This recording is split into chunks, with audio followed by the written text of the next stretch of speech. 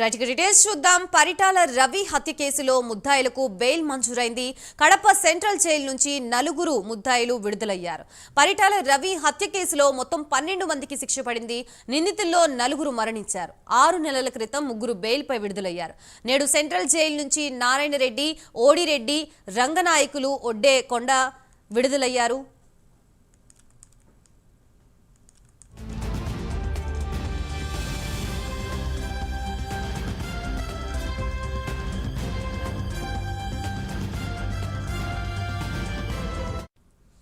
మొత్తంగా పరిటాల రవి హత్య కేసులో ముద్దాయిలకి బెయిల్ మంజూరైనట్లుగా తెలుస్తోంది. ప్రస్తుతం ఇదే అంశానికి సంబంధించి మనకి పూర్తి సమాచారం అందించడానికి మా ప్రతినిధి సుధీర్ సిద్ధంగా ఉన్నారు. Sudheer, good afternoon Gayatri. ముఖ్యంగా చూసుకుంటే గనక ఏదైతే పరిటాల రవి హత్య కేసుకు సంబంధించి ఇప్పటికే దాదాపుగా 18 సంవత్సరాల నుంచి కూడా ఏదైతే కడప సెంట్రల్ జైల్లో కూడా పూర్తిస్థాయిలో కూడా ఇక్కడైతే గనక వీళ్ళు ఖైదీలుగా ఉన్న పరిస్థితి నెలకొందని చెప్పుకోవచ్చు. అయితే ఇటీవల కాలం కూడా ఏదైతే హైకోర్టు కూడా వీళ్ళందరికీ కూడా పూర్తిస్థాయిలో కూడా బెయిల్ మంజూరు చేయడం జరిగింది. అయితే ముఖ్యంగా చూసుకుంటే గనక 18 ఏళ్ళుగా కూడా వీళ్ళందరూ కూడా నిందితులు కడప సెంట్రల్ జైల్లో ఉన్నారు. అయితే వీళ్ళందరికీ హైకోర్టు కూడా పూర్తి స్థాయిలో కూడా షరతులతో విధించినటువంటి బెయిల్ మంజూరు చేయడం జరిగింది.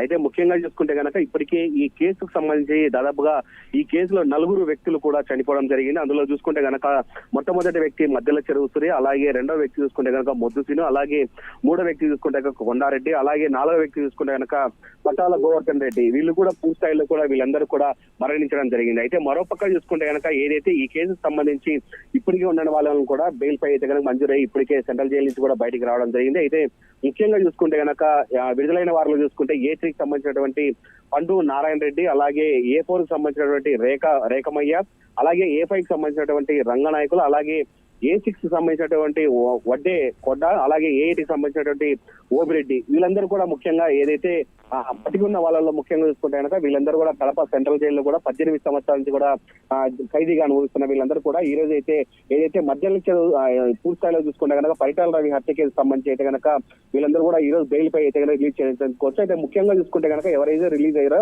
వీళ్ళందరూ కూడా వాళ్ళ పరిధిలో ఉన్నటువంటి ఏదైతే నియోజకవర్గం కావచ్చు, అలాగే పల్లె ప్రాంతాల్లో ఉన్నటువంటి పోలీస్ స్టేషన్ లో కూడా ప్రతి సోమవారం రోజు కూడా వీళ్ళందరికీ వెళ్ళి అక్కడికి పూర్తి స్థాయిలో సంతకం పెట్టి అక్కడ ఉన్నటువంటి పోలీసులు కనపడాలని చెప్పి హైకోర్టు అయితే కనుక ఉత్తర్వులు జారీ చేసే పరిస్థితి అయితే ఉంది. అయితే 18 ఏళ్ళ నుంచి ఉన్నటువంటి వీళ్ళందరూ కూడా ఈ రోజు అయితే బయటికి రావడం, బయటకు వచ్చిన ఆనందాలు అయితే కనుక వాళ్ళు ఉన్నారని చెప్పుకోవచ్చు గాయత్రి.